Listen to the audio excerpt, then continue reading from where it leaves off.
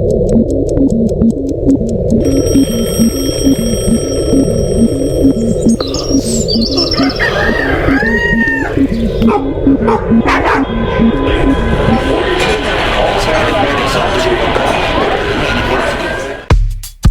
morning, Fort Worth. It is 15 October. We're joined with a guest today, Eric Bourassa. Good morning. Yo, yo, yo. How you doing? It is it's lovely weather outside. I think probably 65 degrees right now. Oh my gosh, it's so nice. I almost went back inside and got a jacket, and I was like, nah, let's ride. But yeah, super nice. It's that temperature where it's kind of like, do I get a jacket? Do I not? I'm okay with it. Happy National Cheese Curd Day, everybody. Finally. Yeah, I know we've been holding out for this one. This is one of the segments that we do is just National Day of, and it's always ridiculous, but there's a couple of good ones in here. National Pharmacy Technician Day. Shout out to everybody working under the pharmaceutical industry as a pharmaceutical technician. Pro-Life Day of Silent Solidarity. I don't know what that is. It means if you're pro-life, you don't say anything today. Is that what it says? Yep. No, I don't know. National Latino AIDS Awareness Day. I wanted to click on this one because I'm like, I've never heard this, so maybe there's some statistics here. Over 1.1 million people in the U.S. are living with HIV, and 1 in 7 of them aren't aware they have it. Whoa, okay, that's scary. Yeah, enjoy your coffee, folks. Throughout the year, awareness days focus on specific communities and their unique needs concerning prevention and awareness. The NLAAD campaign works annually at building better opportunities for nonprofit organizations and health departments to reach Latino communities. The campaign includes promoting HIV testing, providing HIV prevention information, and improving access to care. Love it. I'm looking for a stat here. I'm not seeing one. Here we go. The Centers for Disease Control recommend anyone between the age of 13 and 64 receive an HIV test as part of their routine physical. That's us. Solid advice. Yeah, that's just about everybody, right? Let's go back. Let's see. There were a couple more good ones. Come on, computer. By the way, we're taking donations for a new computer. Oh, yeah, here it is. I Love Lucy. Oh, National I Love Lucy Day. This was their debut, October 15th. I Love Lucy, an American sitcom starring Lucille Ball and Desi Arnaz, Vivian Vance, and William Frawley. I hope I pronounced those right.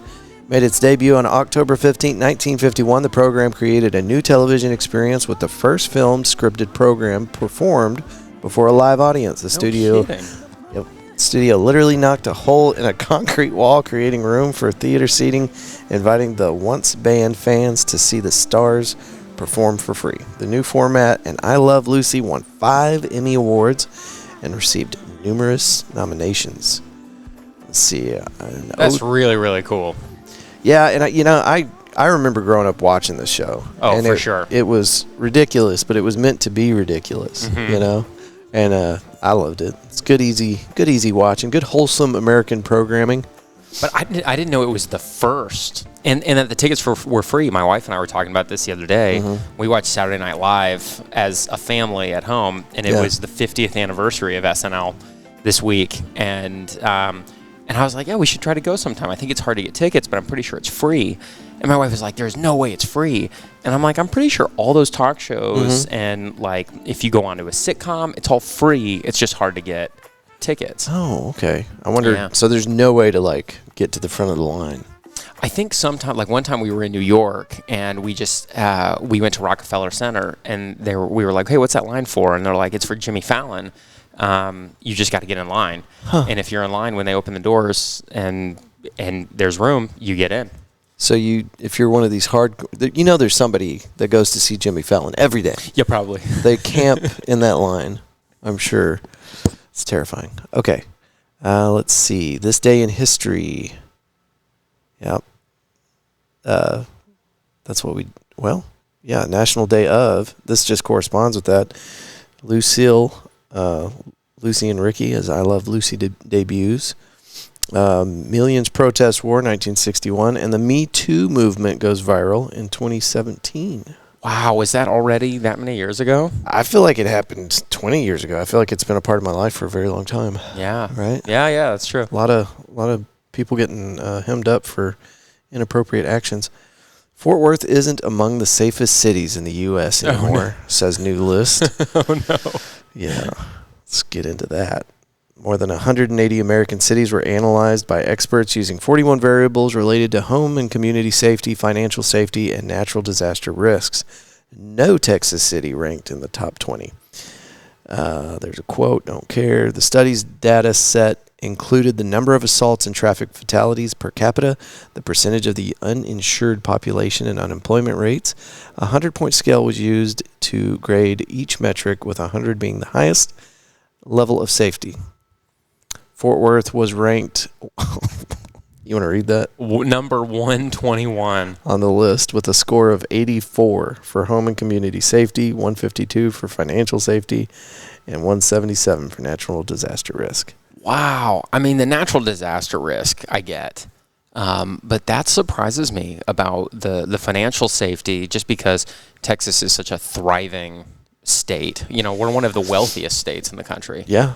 But the only caveat, the only thing that makes me believe these numbers is whenever I'm pulling up the news stories for the day for Fort Worth, it's just, there's 2 or 3 shootings every night. Yeah. It's crazy.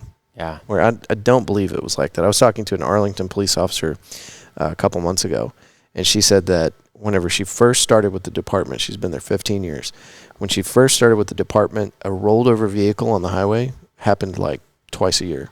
She said it's like once a week now. Really? Something like that. Something crazy. Wow, that is crazy. After COVID, so things are changing. Let's see. Had some more stories here for you. That's not the one. Here we go. NASA launches $5 billion mission to Jupiter's moon Europa. What to know? Love the space news. Love that we're doing this. I don't know that anything positive comes out of it other than get to watch a rocket go. Marking the latest foray into space exploration, NASA has launched its first mission to explore Jupiter's moon Europa to determine if it harbors conditions suitable to support life. NASA's Europa Clipper launched on October 14th from NASA's Kennedy Space Center in Florida, carried into orbit on SpaceX's Falcon Heavy rocket, according to the agency. The agency will invest approximately $5.2 billion in the entire life of the mission, which spans nearly 2 decades. At least they're getting their money's worth. Beginning in 2015 and ending in 2034, according to a press release from NASA's Jet Propulsion Laboratories. Wow, that's amazing. I've always been into space, but like the older I get, it's kind of that like ethical dilemma of like, could that $5 billion be used to serve the people of Earth a little bit better? Mm-hmm. Or is space exploration an investment in our really, really long-term future to better support the human population? And I agree with you 100%, but then I'll throw this at you. If we took all the money that we pump into pro sports and television and advertisement and all of the stuff that we do that also doesn't matter, if we took that budget and applied it towards all the things that you're talking about, infrastructure, mental health, all the things that really matter to our society, world hunger, would that take care of it? I'm pretty sure it might. I'm pretty sure we could do it. The only problem is with like something like sports. That's something people are choosing to give their money to, and you would have to just tax the heck out of everybody and force them to give that money. And somehow I have a feeling that wouldn't go over very well. People still going to be doing the foosball. You're right, because that's a choice made by the public versus those are our tax dollars. Right? Yeah, totally get that. And I'm not much of a political guy, but like with Elon Musk, he may be kind of a crazy person, but my God, does he get things done? Yeah, he does. And I think he is either a robot himself or from another planet. It doesn't make sense. Definitely one of those two. Speaking of Elon, SpaceX catches Starship rocket booster for the first time ever as it returns to Earth from its launch. This was insane. Have you seen the videos? No, I have not seen this. I'll play it for you later. But what they did essentially is they took the biggest rocket that has ever been produced They fired it out into whatever, the sky, and it came back hurling towards the Earth at an ungodly speed. Excuse me. Right before it hit the arms, shown in this picture, it fires up its boosters and slows itself down like to almost a stop. And these two arms come out and grab this thing. And let's see if they talk about the numbers here. Cheers and screams erupt in SpaceX's control room as Starship's fifth test succeeds. For the first time, Elon Musk's company has caught the Super Heavy booster, which sits at the bottom of the two-stage vehicle as it returns to the launch pad in Texas. It makes a huge milestone in the history of space exploration, bringing SpaceX closer to its goal of achieving rapid reusability. And that's the thing that they've been focused on since the beginning of SpaceX, reusability. Because our issue is every time we launch something into space, we don't get it back. It's gone. So you really have to crunch the numbers on that. But if you can reuse this stuff, you're reducing the cost of space flight by like 99%. Or some I made that number up, but it's insane.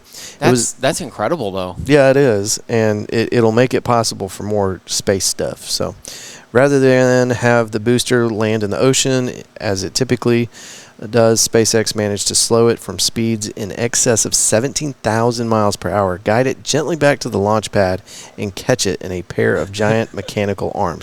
This shit's out of a sci-fi movie, dude. It really is. It doesn't make sense. This is not only a step forward for the company, but for the field of space exploration, being able to capture the booster and therefore reuse it. It has the potential to significantly lower the cost of future trips. Anyway. Wow. Amazing. So, I don't know. I've always got this fantasy that if I do well enough in life and I save up my money, by the time they start mass producing Millennium Falcons, I'll be able to afford one. And then I just got to find myself a big hairy alien to ride shotgun with me through the universe. Let's check out this clip we got from our field reporter, Sam, who is the owner and operator for the Failed podcast, another local Fort Worth podcast. And I asked him to, phone in stories anytime he's got one. And here's one from Sam. Andrew, how are you doing? I know that I can't hear you because this is pre-recorded, but I hope your day is off to a good start. I just wanted to say I am enjoying your morning show. My name is Sam Esquivel, host of the Failed podcast, and you're listening to the Fort Worth Roots morning show. And here is a little positivity to help you start your day. And this is the reminder as you start your day. Make each day count. Life can get busy. By taking small moments for yourself can make all the difference. Try starting each morning with intention, whether it's setting goals or spending time with loved ones or simply appreciating the little things. Remember, positivity is contagious, and the energy that you put out into the world often comes right back to you. So today, choose to focus on what's good and watch how it transforms your day. I'm Sam Esquivel, and I'll see you on the next one. Sam Esquivel, everybody. Friend of ours, been a huge supporter of the Fort Worth Roots podcast. And if you guys don't know, this is the morning show. It's a 20-minute segment. We try to keep it close to 20 minutes. And it's meant to give you some news, give you a little information on what's happening in Fort Worth and abroad, and be quick and concise. We do have full episodes available on the same platform. You can get us first in the mornings at fortworthroots.com. That's where it publishes the quickest because I have control over that. I was told that Apple Podcast doesn't let this out until noon, so that sucks. But if you want it early, you can go to fortworthroots.com and stream it just like you would on Apple Podcasts, Pandora, Spotify, and it will eventually be populated on those catalogs, so you can get them there too. But thank y'all so much for listening to this day's episode. We do have a little bit of time left today, and Eric has been another big supporter of the Fort Worth Roots podcast, and he has been on the show at least once. Yeah. Yeah. The one we did at Blackland Studio with Sean Russell. Yeah. What do you, I don't know how much of this you want to get into, but whenever I met you, you had your own schoolhouse, And now you've just recently started transitioning away from that. Yeah. So I owned the Fort Worth Music Academy for 10 years, and about a week and a half ago, I sold it. And so it is now Creative Soul Camp Bowie. I'm involved just a little bit part-time helping with that transition. And now I'm focused on being a full-time professional musician. So I'm kind of a hired gun guitar player. Nice. And it's a little scary, a little frightening, but I've been preparing for it for my whole life. So I'm ready, and hopefully within the next year, I look forward to being on the road full time with an artist. I'm not all the time, but got to be home a little bit with the family. Yeah. But more of that touring life. That's awesome, man. And I just remembered this. You made it to you were included in the Fort Worth Roots playlist 2024 on Amplify 817. You were an Amplify 817 artist, so we picked you out of the lineup, and we have I think the track is called End of Everything. Yeah. It's that. good. Look, it's not for everybody. I like to do my instrumental, like shred guitar, rock and roll stuff on my own. That's not something I'll be able to probably hit the road with and appeal to the masses. Sure. Tell me about that music video real quick, because it's awesome. What's the music video? Is that the one with the action figures? Yes, it's so cool. It's so cool. So like I grew up with like Nickelodeon and same. the show Kablam, and I've always loved stop animation. Fun fact: we watched The Corpse Bride last night for the first time. Okay. Me and my kids. A great movie. I don't know movie. that I've seen that. But I love I love that kind of thing. So I kind of made a stop motion animation video with some of my action figures, and it's just me making music and playing with toys and filming it, basically just being a little kid. How do people find that? Just on YouTube. Okay. We just search Eric Bourassa, and my channel will come up. Nice. Yeah. So whenever I'm out doing a gig, and I talk to some folks over at Amplify, they're like, you might want to get people's permission. I'm like, I don't think most of the people on my list are friends. So what I do is at karaoke night or open mic, whenever somebody's setting up, breaking down, getting on or off stage, I play this playlist, and I love ending the night with End of Everything by Eric Bourassa. Cool, man. I love it. I love it. That makes me so happy. Well, we'd love to have you back as a stand-in co-host just anytime you get a chance. Yeah, man. This has been a lot of fun. I really enjoyed this. And we need to get you back on for a full episode. Yeah, that sounds good. Talk a little more. So, you got anything for folks before we get out of here? I do. Just Fort Worth is great. I love the city. Shout out Fort Worth. All right, folks, thank y'all so much for listening to this episode of the Fort Worth Roots Morning Show. As you move through today, I hope that you will choose love and gratitude every chance you get. That's it for today. We'll see you next time. Bye-bye. Today's episode was recorded at the new Hoppin' here in Fort Worth. You can find them on Instagram as Hoppin' FWTX, located next to Doc's Records, just north of the Target on West 7th Street. Walk in the door, get yourself an armband linked to your debit card, and choose from 50 different taps on the wall. THC-infused seltzers, wines, and craft beers. Never wait on a bartender. If you got an event coming up, this is a great space for birthday parties, office parties, Christmas parties, whatever kind of party. It's a great space. Come check this place out. It's only been open for about 6-7 weeks, and you're going to be impressed. If you're more of a cocktail person, you like harder drinks, they have a full-service bar here as well. Again, that is Hoppin'. Good day.